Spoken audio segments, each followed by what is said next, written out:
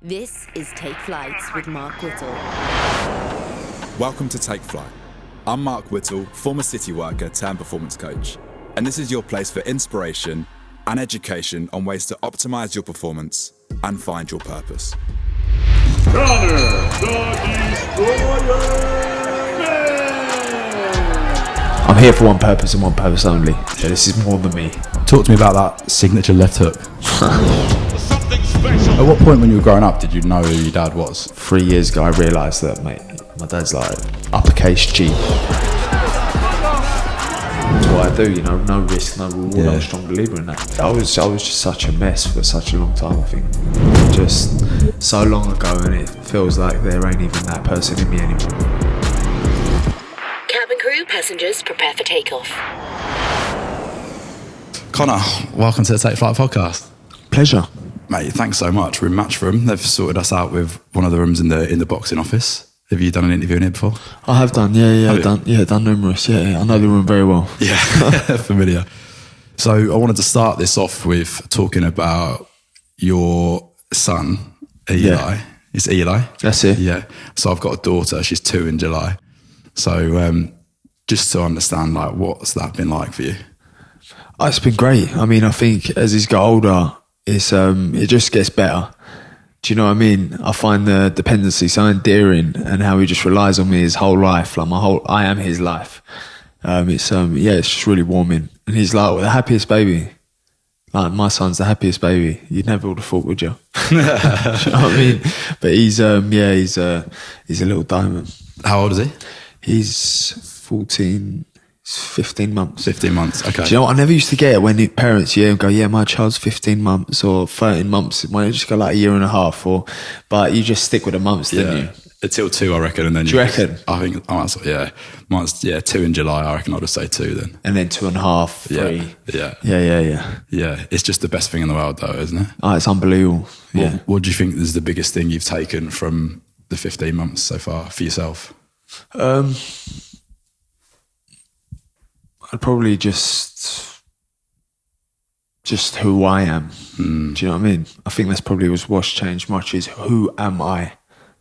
Do you know what I mean? I can't be like young and reckless and making bad decisions, because ultimately he looks up to me. Do you know what I mean? I am his measuring stick in terms of life, how to be, how to conduct yourself, how to speak. And that's just the way probably the way I've changed most, is becoming more of a man. What has it said, or how has it shown you who you are? Like, is there something specific where you've realised, or you've had a moment? Because I've had the same thing, right? Because they really show you the mirror, don't they? Like things that when you get wound up, or especially when my daughter was a newborn, it would really bring out like some anger that I didn't even know was there, or ways that I just wasn't good enough. And I had to step up a bit more. Yeah, see, it's funny because it's not career related at all with me. In terms of my son hasn't benefited me at all in my terms of career or mindset, in terms of fighting, winning, achievements. It's more so, just who I am as a man. Like, what do I stand for? What do I represent? What decisions do I make? On how they influence my family, how they shape and mold my son. Yeah. So it's the pressure though, isn't it? To feel like that's you got to walk the walk and talk the talks as the example to them. Yeah, don't get me wrong. I made a lot of bad decisions in my life, and I've made a lot of good ones. But I really think since he's come along, he's made me realise that there's a lot more I need to work on. Do you know what I mean? But then again, school's never out. You're always learning. I can't make young decisions anymore. Yeah. I have a son that I've got to be a role model for, not just look after, but be a role model to as well. Really set the bar. Well, I'd love to talk about your official education further down the line, because you're educated to master's level, right? You done masters? In fitness. Yeah, in fitness. Yeah. What you said there, like school's never out. Like, where are you doing like the quote unquote work? Like, where do you do your personal development? What do you turn to? Not so much anymore. Right now, I focus fully on fighting. That's my main focus. That's my main objective, is just fighting.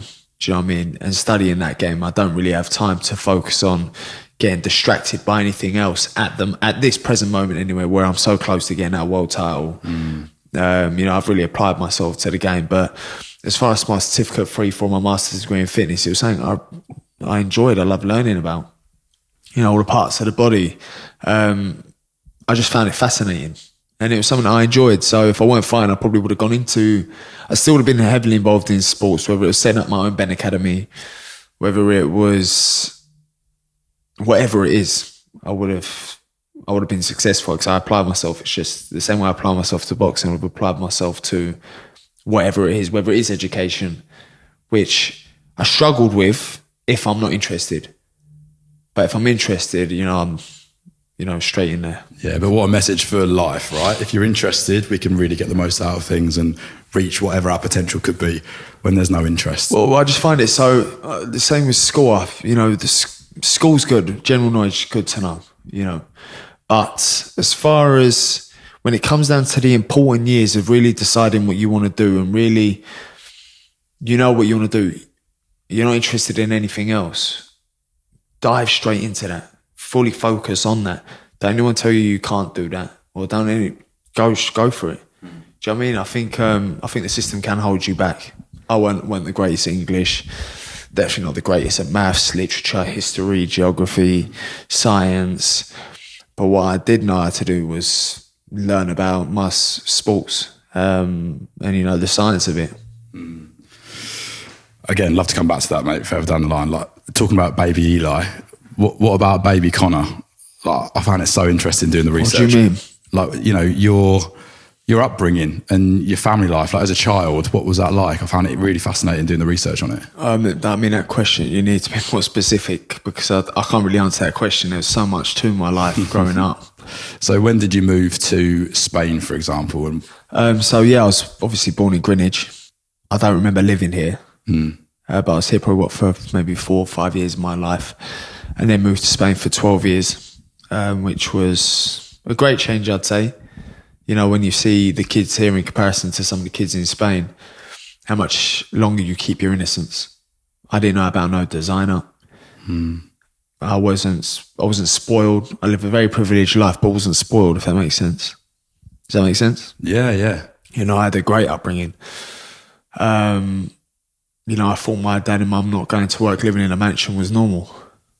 I went to private schools, 2 private schools over there. One was a very religious school. My dad was a pastor for a short period. Really? Yeah, we used to host Sunday services at our house in Spain, and then we used to go to church as well. So, yeah, that was what my upbringing was. I used to sing in the church choir. I used to love longboarding, skateboarding, Really? BMXing. Yeah. What about the schooling? Was Spanish the first language in the school, or you were in an English school?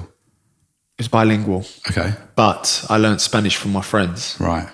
So all my friends were South American. All my friends. I don't think any of them were from mainland Spain. So that was how I learned my Spanish. And my parents don't speak Spanish. So it was either I speak like Cockney English with my parents or, South American slang Spanish with my friends. So, and that's how I learned it, really. Have you still got some Spanish now? Yeah, fluent. Yeah, are you? Yeah, cool. Could you say some? No sé qué decir. What's that? I don't know what to say. Yeah, I'm fluent in Spanish, yeah. That was funny. When I was a baby, I was taken over to Lanzarote, which is obviously a Spanish-speaking school. So my first words were Spanish as well. Can you speak Spanish? I can't anymore, no. I've forgotten it all. But my first words were mira, which I think is look. Mira. Yeah, mira. Yeah, look, yeah. And another one that I picked up in the nursery while I was over there. Yeah. I think it was like stupid or something. I was calling my dad stupid. But yeah, the lifestyle over there is just different. Even just the weather makes a big difference, doesn't it? Oh, the weather makes a massive difference. I think life's too short to be waking up in the cold and the grey weather. I mean, yeah, I'm here for one purpose and one purpose only. Yeah. And then I'm off somewhere hot, mate. Say that right now. Do you know what I mean? Life is way too short. I mean, my dad had the right idea, to be fair. Where would you go? Somewhere, I don't know. I mean, I think Europe, stay in Europe. Yeah. But then, you see, Australia's too far. But then you've got Dubai. So it's like, I don't really know. I'd like somewhere with all seasons. Yeah.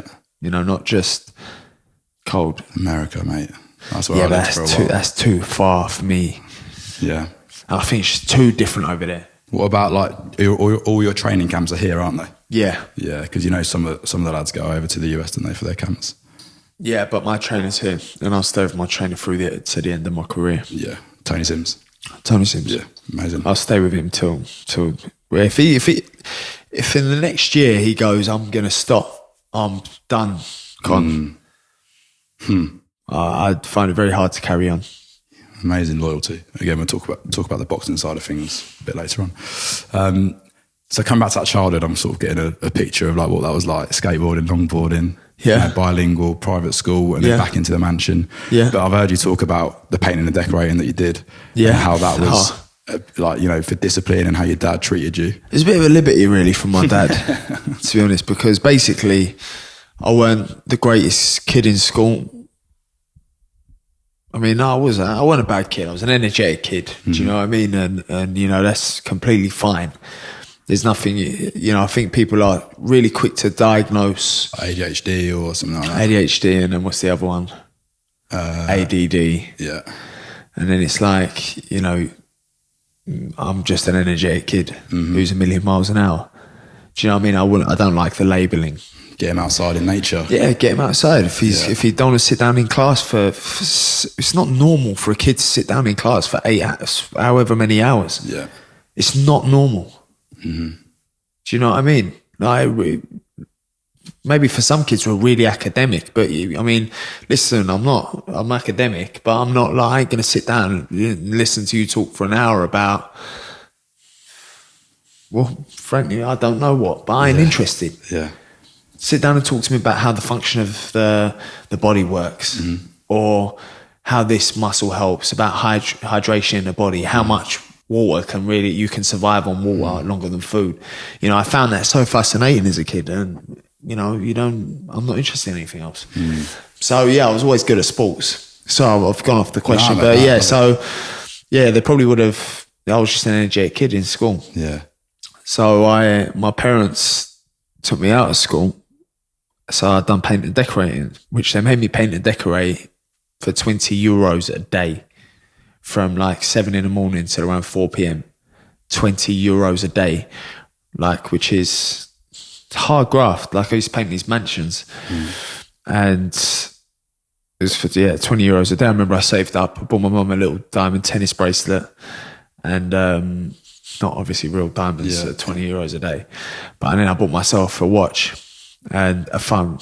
And I remember I saved up for like a year for them 3 things, and it just taught me a valuable lesson. My dad would never give me money, ever. So what he used to do is nick change out of the. Do you know what was weird though is how he noticed, because you know, like if someone took change out of my car, I wouldn't even notice. I'd take like a couple euros, €3 maybe, to buy myself like a drink or something, and he'd kick off for me taking the euros out. I'm thinking, mate, like, and now looking back, I go, mate, that is like, you are like, I just can't believe it. You know, like if my son took euros out, I think I'd be like, yeah, son, he's a £5. Yeah. And he wasn't that dad. So the reason why my legs are so big is I used to have to ride from Santa Ponsa to Palma on my BMX, which has no gears, which is why I think my legs are so big. Like, my legs are huge for the weight. Yeah. So that would be where I think that stems from. What was the lesson? So, you know, when he's sending you out painting mansions, it's like the Mr. Miyagi, wax on, wax off, innit? Well, I mean, I wish it was that effective, but it wasn't. You know, I've probably got big shoulders from all the ceilings I got all the shit jobs. Yeah. Do you know what I mean? But that's fine. I enjoyed working. I'm a grafter. I actually enjoyed painting. I actually love painting and decorating. Yeah. You know, I used to really challenge myself, like cut around the cobing or the skirting with no tape, and really try and not get it on the skirting or the cobing. So, and that was just the way I was, and that really did teach me in terms of the life I live. I know is because of my dad. You know, which is a luxury life, but that's his doing. He made me work for what I wanted, so I could never ever go to my dad. Oh, Dad, yeah, can I have 20 quid? He wouldn't give it to me. No way would he give it to me. And if he did, I'd be like so grateful. And he wouldn't give it to me if I asked. He'd just give it to me if he felt like it, which I don't remember much as a kid. But yeah, like some of our clothes we used to wear from the Salvation Army. like, which you'd think, surely not. They just weren't, my parents weren't ever really like materialistic like that. Like I was raised really normal, but with a great life. If you know what I'm saying? Like normal in terms of, if we didn't live in a mansion and my parents went to work, my upbringing was very normal. I suppose that you were given the discipline through the way you were treated and brought up, but you also you were fortunate enough to be able to see what was available through hard work, because your dad had done that and created this life which you then were a part of. Yeah. I'm interested to know with the painting, right? You said you were so into almost challenging yourself, but like the craft of painting and challenging yourself with the corners and not putting the tape up and stuff. And when I spoke with our mutual friend Dan Lawrence, who's your S&C coach, he said you're just a student of the game. Yeah. And it sounds like a similar trait, like the challenge of getting around the corners in the painting, with the same sort of dedication and passion for what you guys do in the gym. I think everything you got to do, there's no point doing it if you're not going to do it passionately. But then again, I think I'm not sure if that's a great thing, because anything that I'm not interested in or don't want to do, I won't do with love. But if I'm going to do something like the painting and decorating, most people go, it's so boring and bland, and not to me. Do you know what I mean? I worked in retail for a little while, which was just terrible. What shop was it? It was, I think it was called Glue in Australia. Okay. I lied to get the job. I said I worked in Topshop in England, which I never did. And then the manager was there, and it was just one of the most funniest sights watching her watch me try and fold up a t-shirt after I got the job. And then it was just like, it was game over from there. I was there for about 3 weeks. Have you always had an interest in fashion? And No, it was never really interested in fashion. I am now becoming more interested in my fashion. I was never really interested, but I prefer like labour jobs. Yeah, like I've done scaffolding as well. Hard work. Yeah, I prefer hard work. Physical. Yeah. At what point when you were growing up did you know who your dad was? Quite late, very late. Because you weren't exposed to him as a fighter. No, it depends on what level you're talking of knowing who your dad is. Yeah. I mean, it was only maybe up until 3 years ago, I realised that my dad's like, uppercase G. Do you know what I mean? It was, so it wasn't... 3 years ago? About that. Really? Yeah. I was like, it was about 3 years ago, because I wasn't growing up as my dad being Nigel Benn. Yeah. He was my dad, and he sold all his world title belts to charity. Did he? Yeah, sold them to charity. I think one got 50 grand, the other one got like 25. Went straight to charity, all of it. Why?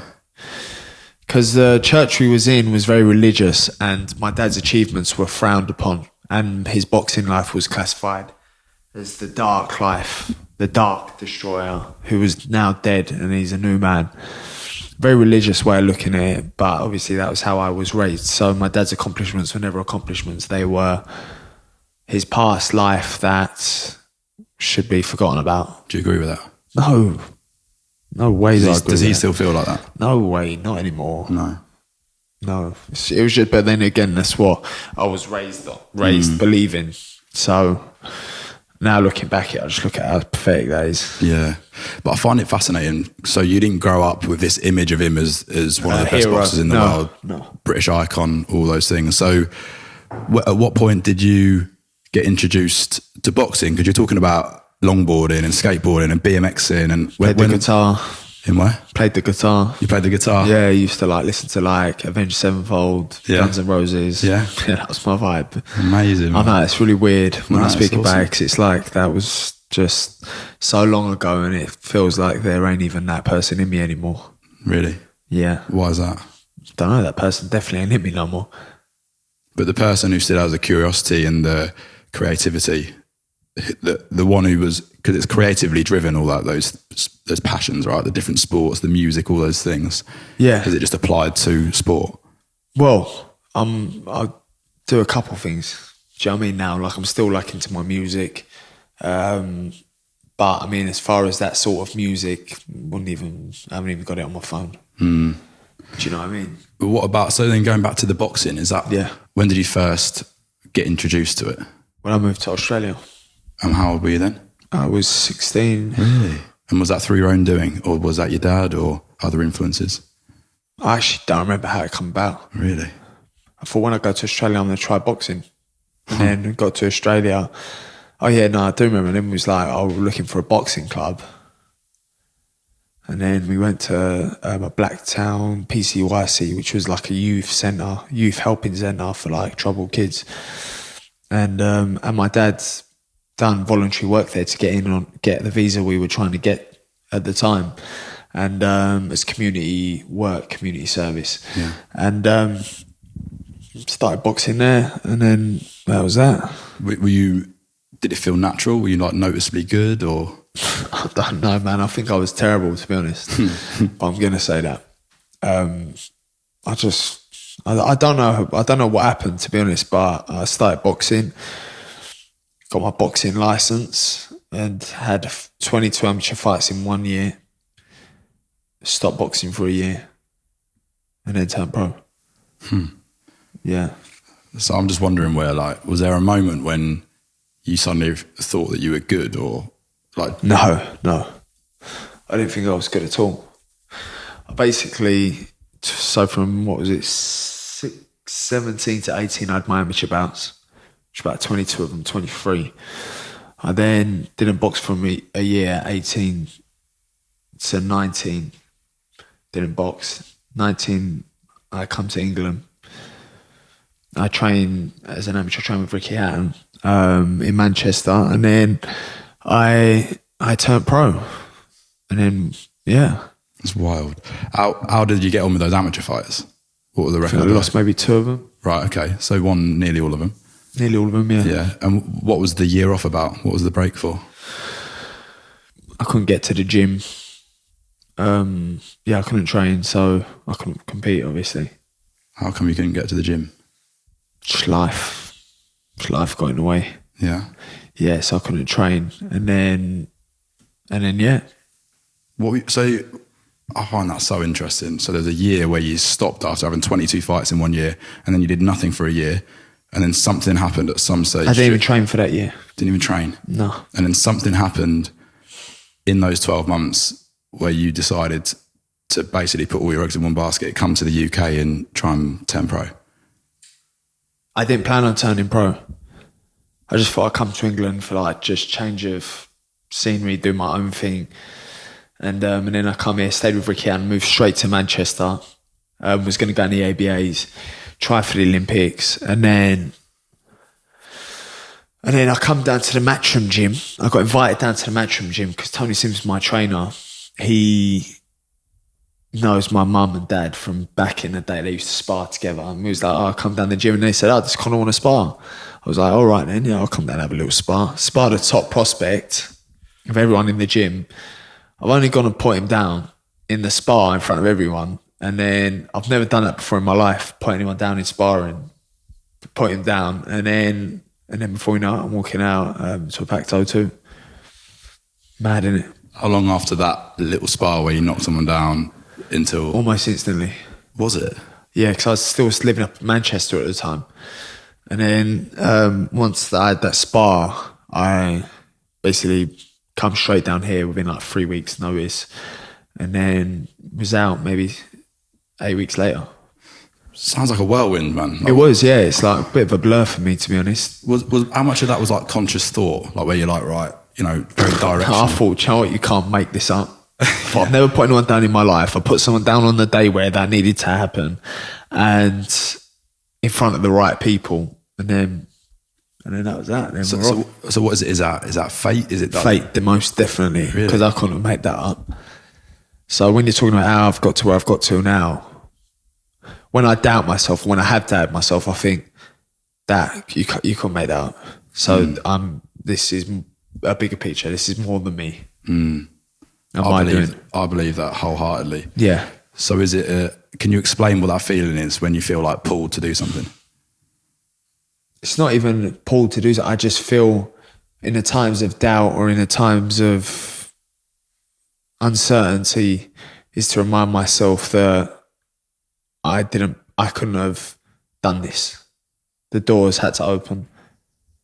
there's a million other doors that I could have walked through, but obviously they were shut. You know, this door just opened and the opportunity took it. I didn't let fear hold me back from taking this opportunity. Was I ready? No, definitely not.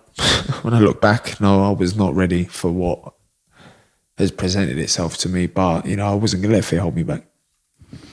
But it's interesting, mate. It's a consistent theme of everyone I speak to is that people do it before they're ready. And you can talk about imposter syndrome and all this self-doubt and other things that go on in your head, but 100% of the people who have achieved great things in their life had to do it and perform and get in front of people and talk the talk before they were ready. You have to. Yeah, I mean, I didn't believe in myself so much. No, I didn't believe in myself. I just thought, let's see how far this goes. Do you know what I mean? Obviously, like, let's, you know, ride till the walls fall off, sort of thing. And obviously it pays off. You see so many people I know who are probably one of the smartest people I know, who have come up with these ideas, but they just let fear hold them back. And I'm like, mate, like, why? What do you gain from that?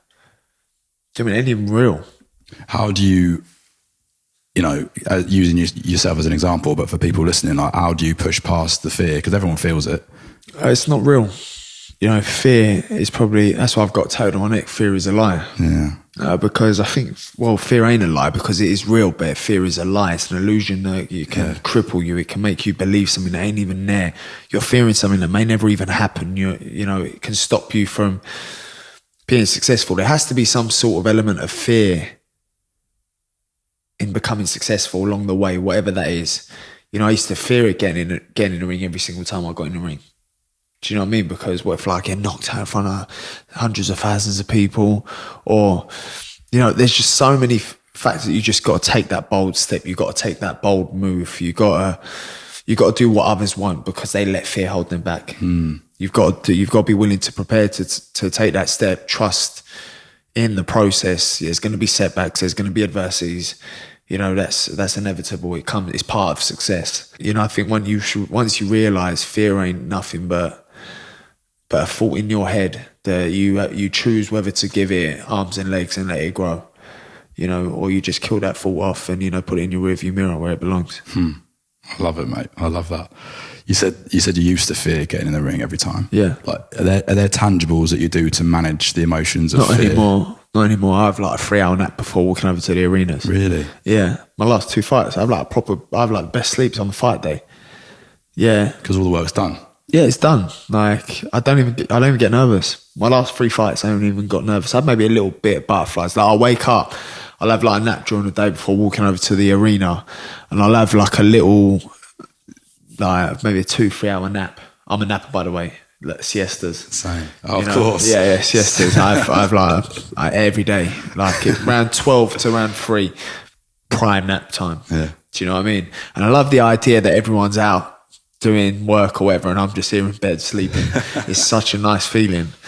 Sorry for those who can't do that. But anyway, yeah, so I'll have a nap and then I'll wake up, I'll go, like I'll get like a little butterfly in my bed, I'll go, I'm fighting in a few hours.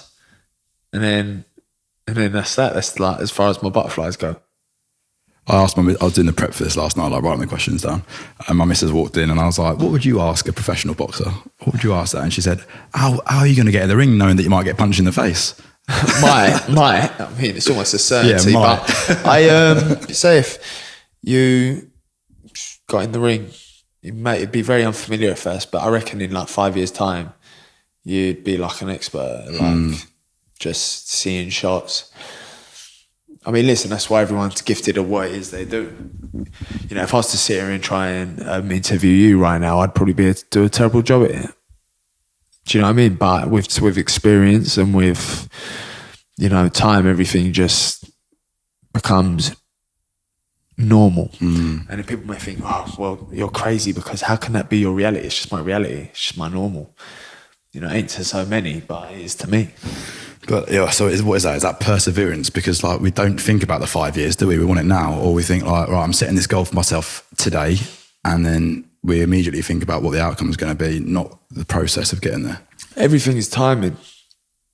I think everything is definitely timing, and some things take time. You can't rush it. You know, You can't rush nothing in life. Everything comes when it comes.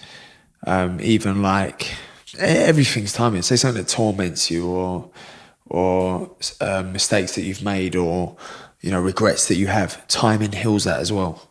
Do you know what I mean? Timing heals that.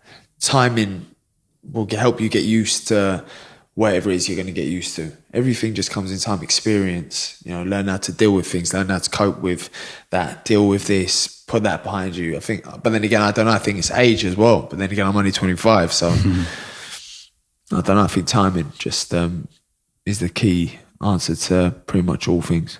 Is there like an example, one of those, saying like adversity or mistakes that you've made? Is there an example of like something that you've done which time has healed? Early on when I got put down in my career. Second fight was that?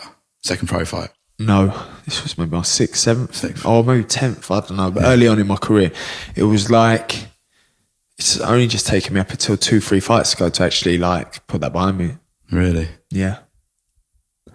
Which is a long time to put something behind me that happened so quickly and long ago.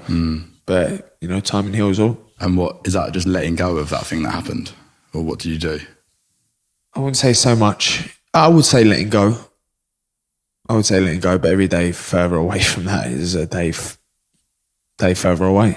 Do you think that because it sounds like there's a synchronicity between letting go of that being knocked down and not having nerves on fight day? Do you think there's any pattern there? Well, for my whole career, I thought every fight was going to be as hard as that. So my measuring stick was, this fight could be as hard as that fight. This fight could be as hard as that fight. Every fight I've had since then, who have been way better caliber of opponents, have been like not even 10% of what them fights are. That fight was. Do you know what I mean? So everything happens for a reason. Yeah. Yeah. Imagine I might have been walking around now thinking I'm all around a bag of chips if I didn't get put down. Yeah. Change the way you behave. Changes the way I behave. Yeah.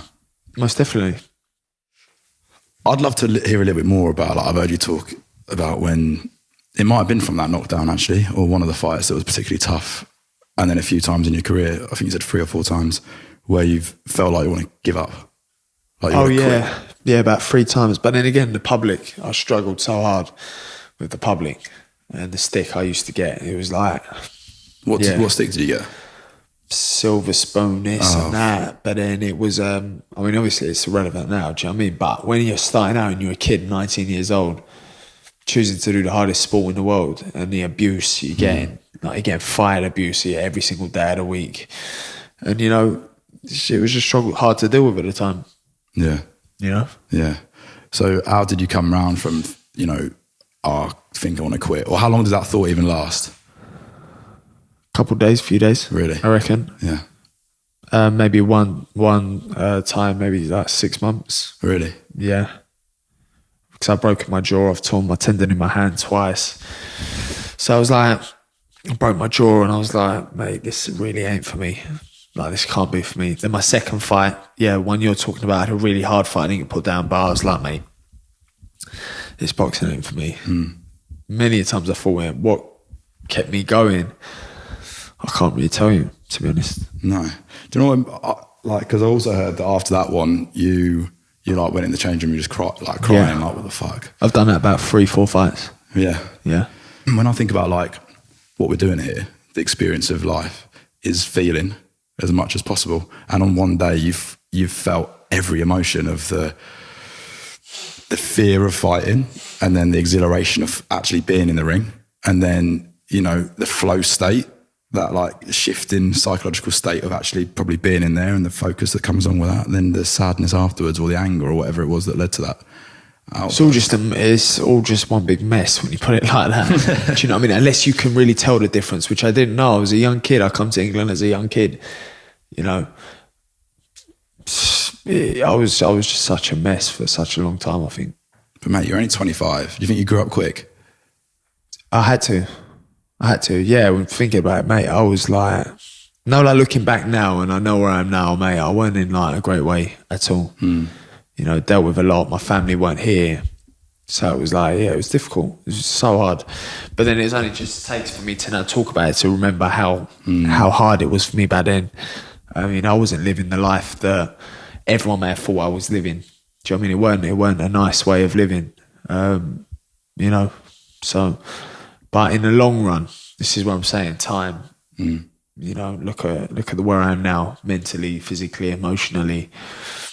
You know, if I had to go through what I had to go through, then to get to where I am now, that's fine. Yeah. What changed during that from being in a bad state to being where you are today? A better understanding of the world and how the world actually works. Right. As someone who's in the spotlight. If you know what I mean. Yeah. Like industry and commercialism and all that stuff. Industry, commercial, Politics. people, politics, money, just the whole thing. Yeah. You know. I remember reading or listening to, it was Kevin Hart's audio book, and he was saying it's like a personal development book, really. But it's like, if you're going on the journey, any journey's tough, but if you're going on the journey, which is in the spotlight, it's a whole different game. Yeah, it is challenging. If I could just be a fighter, get paid and go home, that's fine. But there's so much more to it. Yeah. When I spoke to Dan yesterday, he was saying about, you know, you're a student of the game and talking about that, which I find so fascinating. But he also said that you're so dedicated to the performance program. Yeah. Whatever that is. So I'd love to hear a bit more about, because you're saying you're just so used to it, right? Yeah. But like, what is it that you're used to? Like, what is your week panning out like? What are the things that you're doing? Everything I do the best to the best of my ability in terms of training. I know many fighters, many athletes talk about it, but they're really about it. Not really about it. Do you know what I mean? And I think the difference is, I'm half hour early all the time. I was here early to this anyway. I was here 20 minutes early. Yeah. You know, I'm at the gym half hour early. Obviously today's going to be an exception, but I'm always at the gym half hour early all the time. Every session for the past 3-4 years, I've been half hour early. I never turn up late, even down to the looking elite. I don't like sparring in unmatched sparring outfits. So if my gloves have got to match my ball guard and my head guard. Otherwise, I feel like not elite. You know, even down to the colour coordination, it has to be elite. The way I'm lifting doesn't have to be lifting heavy, but it has to be lifting like an elite athlete would lift it, which is intent, drive, attitude, all demonstrated in one lift. Do you know what I mean? I want to look like, wow, when I lift. You know, when I do my sprinting, I want to look like a sprinter. When I'm doing my sparring, I want to demonstrate confidence. I want to demonstrate skill. You know, so it's not just, you go through the motions. No, I don't go through the motions. You know, when I get in the gym, if I'm not in the room, I'll make myself get in the room. Do you know what I mean? And it's all down to the little Dan Lawrence would always go, "Oh, God, are you sure you can do that load?" I'm looking, mate. Like, what do you mean, Mosh? Are you sure I can do that load? What sort of question is that? Do you know what I mean? And then I'll smash it every single time. So, you know, I'm always trying to raise the bar in whatever it is. What does that do for you to be 100% on everything you do, to go all in your words? I believe it's a mindset. I apply the same principles to my life as well. If I'm in, I'm in. You know, and it's got to be 100% every single time and no less. How do you decide, like, what's the right thing to go in on? Again, time. I would ponder and think about it for a little while. I wouldn't think about it too much, because I think thinking too much ain't always the greatest thing. Like overanalyze, which is a lot. You know, what if, what this. Sometimes you just got to take that risk, man. Sometimes it pays off, sometimes it don't. You know, I've had a lot of things pay off for me, and I've had a lot of things that don't. Do you know what I mean? But you never know. But then again, some people don't mind. I had to do my own thing. Yeah. Whatever it was, I had to do my own thing. So I didn't mind taking risks. I'm a very risky person. That's just the way I am. Whereas my missus, she's not risky at all. Don't like no risk. You know, whereas I'm ballsy with what my moves are. Probably why you're together. One's got to have the stability. Yeah, It's a similar in my relationship. Yes, got to have some stability there. Otherwise, I just make ballsy moves. It's just what I do. No risk, no reward. I'm a strong believer in that. So, when you're saying when you're all in, I suppose like that mentality allows you to have the confidence. You made the decision, you're all in, you are, you've done everything in the preparation. Where I'm seeing this come to light is right before the fight starts and you go and touch gloves. I don't think there's anyone in the fight game who has a more fierce look in their eye than you right before the bell goes. When you like the face off, literally the moments before you start. Yeah, I just get the ump when I get in the ring. So I'm like, what, you think you can beat me? Do you know what I mean? I'm just like, mate, there's no way you're beating me. Like, what are you gonna beat me at? Do you know what I mean? If you beat me at skill, you beat me at, say you beat me at everything, you still ain't gonna beat me because you ain't gonna break me. That's like just the way I look at something. Like, there's no way you're beating me. And I've got the ump a little bit that you think you can. I think that's just the way I channel my aggression, I guess. Yeah. Have you had the Will Smith quote about running and reading? No. The kind of two pathways that help you overcome anything in life is reading, like whatever you're facing. There's almost certainly been someone who's faced it before and they've written about it, so you can read about it. Or running, to have that ferocity to be running against somebody else. And he says there's two ways, there's two outcomes. Either the other guy's going to get off first, or he's going to die running on the treadmill. Yeah, that's what I'm saying, and that's my mindset. Do you know what I mean? But then again, I'm just so I can't do any more. Yeah. In preparation, like there's nothing more I can do. Talk to me about that signature left hook. I'm right-handed, but I've knocked more people out of my left. Yeah. I don't know, to be honest. I mean, I think I really turn into my punches. So I just generate a lot of power when I throw. I don't throw to score points. I throw to hurt. And I think that the first round is the first impression. I think impressions are everything. When you go into a business meeting, the first impression is everything. When you go in to meet a girl for the first time, first impressions are everything. When you introduce your missus or your partner to the parents, first impression is everything. When I go into the ring, first impression is everything. So I'm going to let him know what he's in for. That's so good, mate. When I first left the corporate world to do this full time, I fell into a bit of being too casual, wearing hoodies, sweatshirts, because I was like, well, I work for myself now. I can just be me. And I lost that for about a year. Yeah. Until about a year ago, I was just like, mate, what are you doing? Again, first impressions is the energy that you hold. It's not how you're being represented, how are you being received, energetically or otherwise. Like, how are people picking up on what you're doing? I think that's very important. But I mean, mine must be misinterpreted because everyone thinks I'm very intimidating.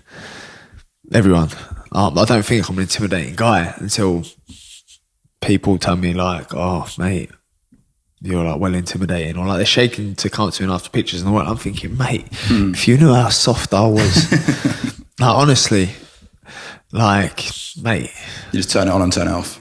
Not intentionally. Right. I'll watch my fight back and I'll go, I can't believe that's me. Really? Yeah, it's mad. I'll watch my fight back and I'll just think, mate, it's really weird because obviously everyone sees me fight now, but it's not who I am. Yeah. Part of me feels like I'm that church boy who plays the guitar and skateboards. But then the other part of me is well, not anymore. Yeah. But are you allowed to be both? I don't know I am what I am, but I just question it sometimes. Because I watch fights back and I just think, mate, I can't believe I do that for a living. I can't believe that's me. Where does that aggression come from? I haven't had anything happen to me as a child or anything happen to me for me to be as angry as I am. Yeah. But then again, I'm not always angry. So it's where's the switch flip? You'd be an interesting case study because people talk about genetically it's passed down as well, You don't all my other siblings, every one of my dad's other kids are unlike me. No other fighters? other fighters, but not like aggressive. That's back to that fate thing, the God-given. Yeah, I mean, you can't put in what God left out, or take out what God put in. So, Well, part of what like drives people on, spurs people on, like you're training every day, you're disciplined every day, and the work that I do with people was like such a huge part of that is tying yourself to the vision, tying yourself to the future vision. That's what allows you to keep going. That's what allows you to push through the adversity. I do hear that, but I do think a lot of people have the vision without the work ethic. Yeah. Where, what's the secret? Yeah. Put the picture on the wall and it all comes true. Yeah. Oh, yeah. It don't work like that. What people realise, they have to put the work in. They have to take risks. They have to trust the process. They have to just keep going progressively. Not let adversity. There's a lot of things you got to go through to get to that.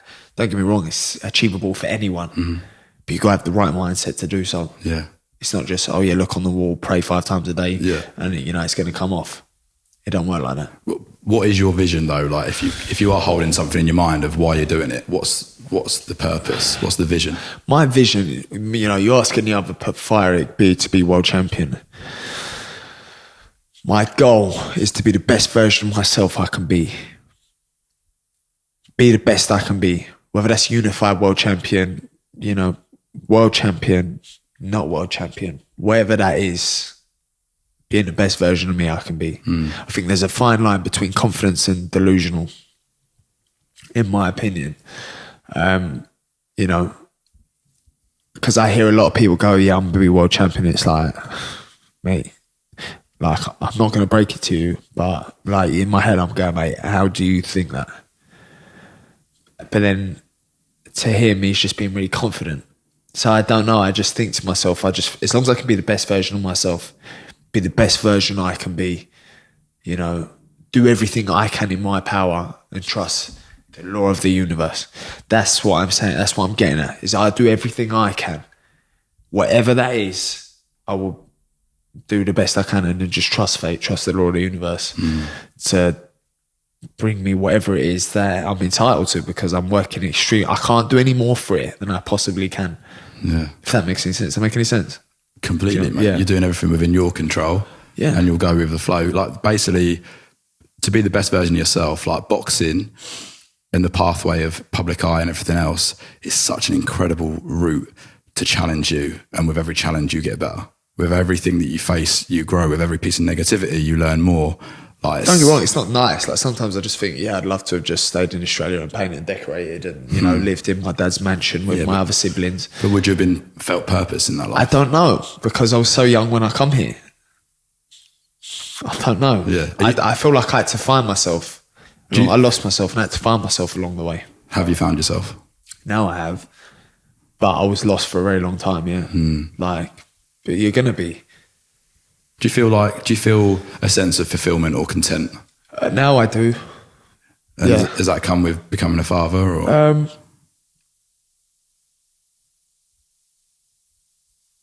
Yes.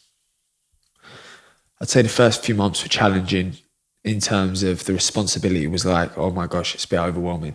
I can't even look after myself. Do you know what I mean? So how am I going to provide for my family? That falls on me to look after my wife and my baby at 25. Do you know what I mean? Mm-hmm. So it was like, then it was another pressure that I wasn't able to deal with. I've got now this life for the rest of my life to look after, when I feel like I can just about look after myself. But you become, it's now, I don't have that. But then again, it comes down to this thing, time. Trust the process. Yeah. Timing always has its way of revealing things. And now it's like, I'm so fulfilled with my family, my baby, my house, the life we live. It's a blessing, but then again, I've gone through so many emotions as at 19 to 25, your crucial years of growing and developing in terms of the person you're going to be. That, mate, I have been all over the gaff. I don't know. I've been so all over the gaff in life, you know, outside of boxing, in the ring. I've been all over the gaff, you know, and it's now made me who I am today. Yeah, I've gone through a lot of life. Can we talk, like, I've got one more question before we do a quick fire three at the end, but last one. We were talking as we were getting a coffee before about what you're doing outside of the ring, in your investments and some real estate stuff, and just really interested to hear that and for people to hear more about probably a side they haven't heard of from you before and your interest outside of sport and boxing. Interest outside of sport and boxing ain't really much that I'm interested in. Obviously, you got TV work, music. I've done acting, which is stuff I enjoy. But in terms of investment, as I said, I'm not adverse to risk.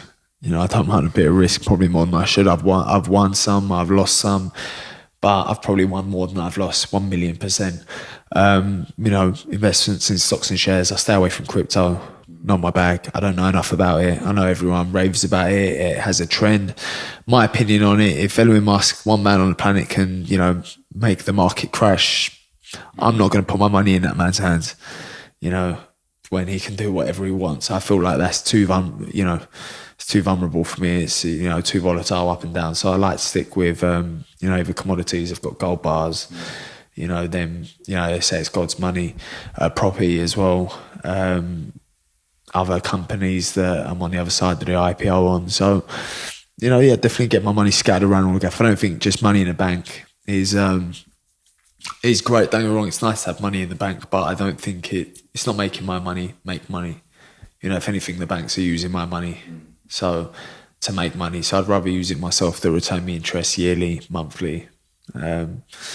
Just make sure we're good for the next 20, 30 years of our lives. Yeah, is that forthright of what happens after your boxing career then? I don't know, because I'll always earn, even when my career's said and done. Like obviously I got my certificate, 3-4 master's degree in fitness. I will do PT.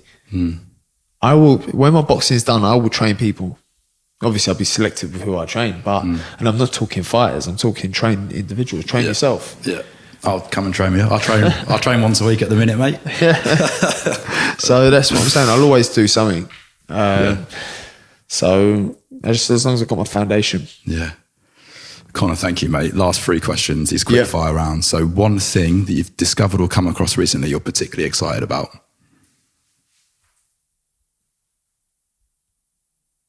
I feel like I know the answer to this. I feel like there actually is an answer for this.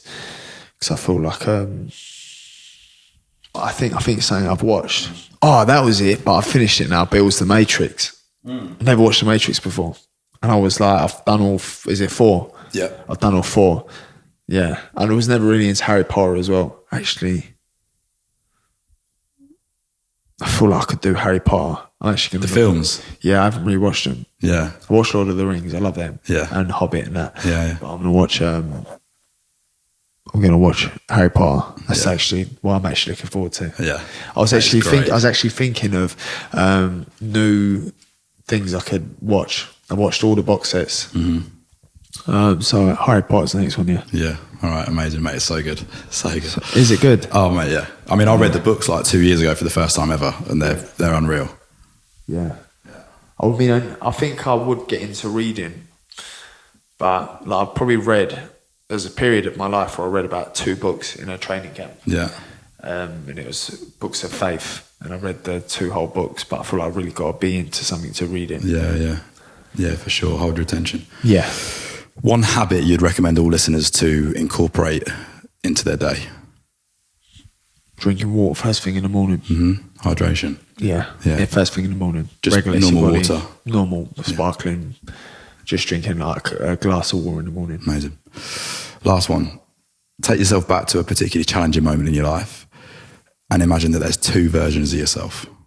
One of them's gone on to do everything you've done today, is sat opposite me, and the other one didn't end up doing it for whatever reason. What's the difference between the 2? If there's like a single trait that differs between the one who's gone on to achieve all you've done and all you're going to do, and the one who didn't do it? The fighting mentality. I think that applies to not just boxing, because the hardest fight is life, really. You know, the hardest fight is life. I'd rather go 12 rounds in boxing rings than with life. because sometimes there is no hope in life. Sometimes you think it's the end of the world, and you feel like your corner throwing in the towel, or you feel like taking a knee and not getting back up.